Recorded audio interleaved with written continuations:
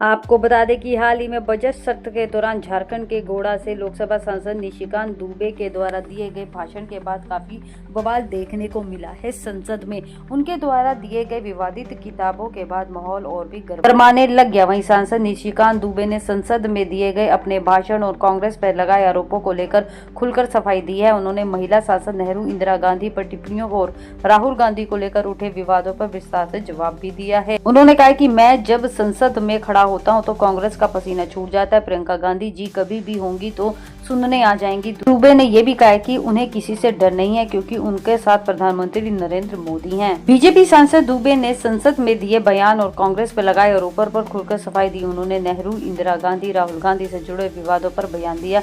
वहीं कांग्रेस की ओर से निशिकांत दुबे पर कई आरोप लगाए गए थे। संसद में महिला सांसद के उनकी ओर बढ़ने और माहौल गरमाने के सवाल पर दुबे ने कहा कि विपक्ष उनसे डरता है। पंडित जवाहरलाल नेहरू को अय्याश कहने के आरोप में दुबे ने कहा कि उन्हें अपनी ओर से कुछ नहीं जोड़ा।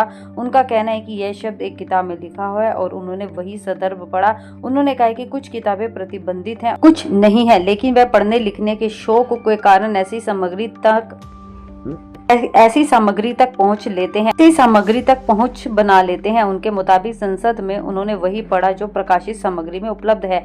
राहुल गांधी को किताब पढ़ने देने के आरोप में दुबे ने कहा है कि उन्होंने उन्हें एक्सपोज होने से बचाया है। उन्होंने गांधी परिवार पर तंज कसते हुए कहा कि अगर राहुल गांधी को बिना टोके बोलने दिया जाए तो वह 5 मिनट भी प्रभावी ढंग से नहीं बोल पाएंगे।